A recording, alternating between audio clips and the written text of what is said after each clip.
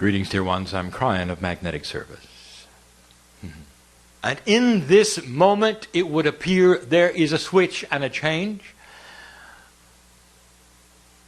And those who would sit and listen, who are not familiar with the energies around them or the potentials of the energies around them, who would come with no discernment, would say nothing has happened, and be unaware of the profundity of what has happened to my partner corporally. In this moment, all of the cells in his body recognize the state he is in, and they have suspended all things. They have suspended the aging. They have suspended those things which would be indigestion. They've suspended pain. They've suspended all of the things so that they can be aware and be listening and ready for the energy of what is called the pineal to open with as few filters as possible and allow the voice that they know is them to come through. That's what's happened. And so there is a cooperative energy. And it's new. For in an older energy, if you talked to one who would go into what you had labeled then trance, they would come out and they say, I'm tired.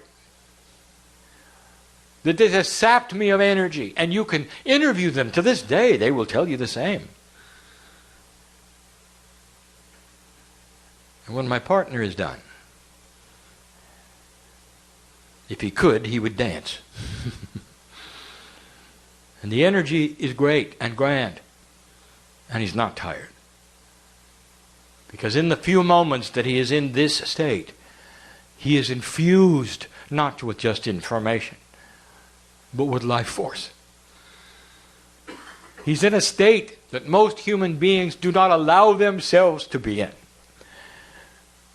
A state that is completely and totally open to the peace of God that they are. And in this state there's healing. And in this state there is an allowance of change. And so I'm giving you information that is far more personal than just messages from the other side of the veil. It's a difficult year. And we're going to tell you about that in just a moment. But I want to tell you yet again, I am not here isolated. What you're hearing now is a succinct, linear transmission in your language that you can understand. For 23 years, my partner has been practicing this. It took him 4 to open his mouth and try. It took him another 3 before it was actually flowing in sentences. For what we started with him is the bridge that he had to see and cross. He got thought groups without linearity. Then he got them in linearity, but he couldn't remember them. And there was no interaction that was in real time. It was almost like he was pooling thought and then giving it back. Those are the early days of learning to channel. I can remember the time that he said, I give up. This is too hard. Why can't you be more linear? He opened the door, by the way, at that statement for us to say to him, finally, why can't you be more quantum? And between the two, which was my partner's ability to open his linear box and let out the structure and destructure himself, it allowed us then to fit into what we saw he needed. And the innate of his body was the interloper. Because the innate then helped to structure the multidimensional messages into the language and then finally allow it to be in real time. I just gave you the history of his channeling. And now, what you hear us say is in real time, interpreted the best he can do in a three-dimensional corporeal body from what he feels from this side of the veil. And my side of the veil is when I say this side to yours. And right now he knows who's sitting in front of him in the day. He knows of the akash of each of you. He knows of the difficulties that brought you here, of the circumstances, of the synchronicities that allow you to be where you are, living where you are. He sees what you don't see. He sees the setup, no matter what your age, the setup to the next stage of your life. The things that would bring you to the room to have aha experiences or understand a little more about yourself all translate into one statement: find the magnificence inside. Now there is a puzzle, and I want to talk about it briefly. Why is the year so hard? As much as I speak of it, as much as my partner speaks of it, there's still part of the old soul's brain that said, is it really necessary? And the answer is yes. It really is. The page turns so completely between the old energy and the potential of the new. The difference truly is between darkness and light. And what happens when you expose things to light that have never seen it. And I can use all the metaphors that I wish, but I want to give you some attributes that maybe you didn't expect. And I'm going to start, as I did last night, with the hardest one first. How do we explain this to you, dear ones, so it makes sense? Before 2013, you were working a different puzzle. There was no absolute 100% complete assurance that you were going to make it. Free will is like that. And Spirit does not make assumptions based upon potentials. We give you the information that we see in front of us, that are always in the now, in the moment. We cannot predict what you're going to do. We can give you only the potentials based upon what you're thinking at the moment. We can give you a bigger picture than you can see for yourself, because we stand observing all. We have an overview you cannot have. And that is all we have. And the overview has always said you are moving in a direction that is positive. And although you cannot see it clearly, everything around you shouts that it's happening. But it goes so slow. It's like watching a clock. You can't really see the hand move, can you?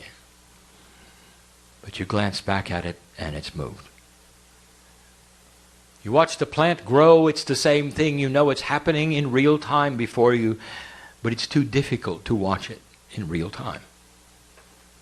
And so the human being takes snapshots and makes assumptions based upon what they see, instead of knowing fully in their mind of where it's going. All this to say that some of you are losing friends. I know who's here. And it would seem inappropriate. Anyone's listening to me now, it would seem inappropriate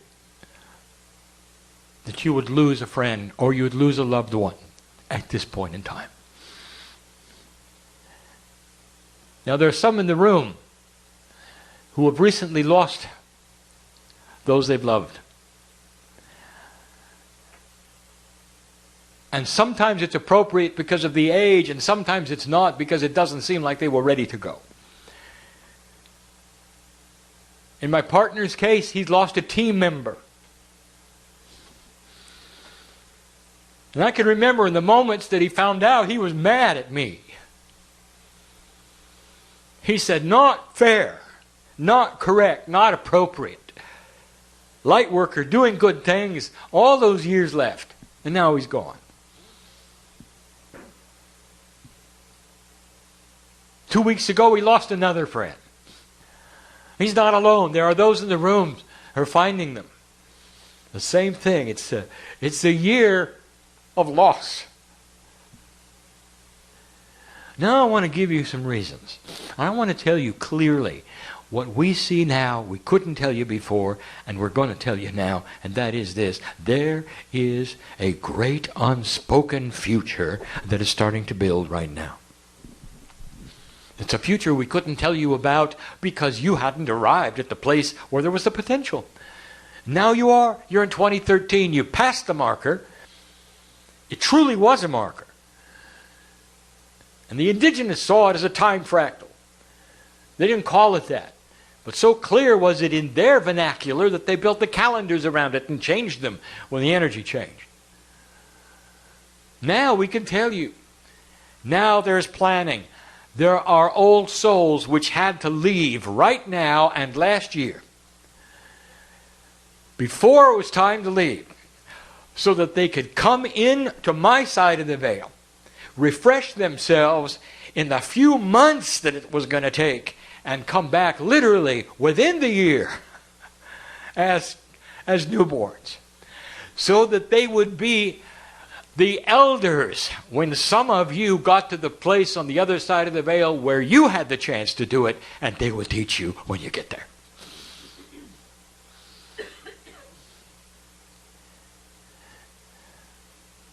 So now you see where this is going. They had to come back new. They had to align themselves in the right places where you're going, dear one, dear old soul, to do the work that you've chosen to do, now that this energy is upon you. And when you awaken the next time, they'll be there, and they will find themselves synchronicity as your teachers, and the ones who will impress you the most. And some of them may actually be related to you in the same way they were this time, or close to it. And you'll recognize it. And that may be logical, but it doesn't feel good. And we know that. And so we wanted to share with you a system that respects that which you are creating. Planting the seeds of the future required those souls to be there soon to start the growth. And you'll come in later. Some of you much later. But they'll be there. And to some way, old soul, that ought to feel pretty good. That was the first one. The second one is this is the year of what we're going to call resolution. And this does not feel good. Resolution is supposed to be a very positive, fair word in your language that means agreement where everybody wins, and that's not the way we see it. Resolution to us is a resolved imbalance. Imagine that which is balancing on a board with a fulcrum, and it's always been teetering one way or the other, and it's never gone one direction or the other. It simply stays in limbo. It moves around, but it doesn't go one direction or the other. This year, it will. And so if you have an imbalance of thought, it will resolve one way or the other. Humanity is starting to feel this, and you're starting to see mental unbalance resolve itself. If someone's unbalanced, a lot of them are going to snap. And they do, and they are, and you've seen it. And you know you've seen it. And in your culture, when you have a man who walks into a classroom and guns down the children, you know it isn't right. And you're going to see more. And it's unfortunate, but this is resolution. The resolution is that this kind of imbalance cannot exist in the form it is now, or the degree of quantity it is now for you to move into the new energy with other human beings. And you're going to see the same thing in systems. And so anything that is in a midpoint that is not solved will tend to be solved. Now, some of these are going to solve themselves positively, and many will not. And that is why the year feels so strange to you. That is why there are so many crazies that you would see. That's why you are careful right now. The year of full moons is very appropriately named. Now let me give you another attribute that may be different for some of you. For some of you are listening to all of this and saying, well, that isn't me, Kryon. This is a good year. Things are coming together pretty well. I'm having finally some solutions to things that have always been things in the past that didn't solve themselves. And I'm going to tell you exactly, welcome to resolution. How many times do I have to say this to you? There are plans that you have made, been given to you. Perhaps they're in your Akash that you've thought about. Perhaps you've even tried and they didn't work. That are now in an energy that are perfect. And so some of you are having these things manifest themselves and resolve in a way where you see these things finally coming together in this year as a positive resolution. And it starts then to explain how this year is positive for you. You've been waiting a long time for some things. And here they are. And so every single path of every single human being, especially the old souls, are totally unique and will have a different reaction. But I will tell you, for most of you, this is not a good year. The instructions are the same as always. Endure. Be circumspect. Rest. This is not a good year to start things as much as next year. And that is only because that which is around you is resolving. It's not balanced yet. You might say it's a Mercury retrograde all year long. And it feels like that to some of you. And so do not fear these things, but see them as the adjustment that they are. Look at them as part of a profound puzzle you created that you are passing through. Imagine the battle of the ages is over. Imagine a three-dimensional battlefield. And the smoke clears. And the bodies are all piled up. And in order for you to go home, you've got to walk through the battlefield and see them all, everyone. You got to feel the pain. And see their distorted faces and understand that every one of them was someone's child.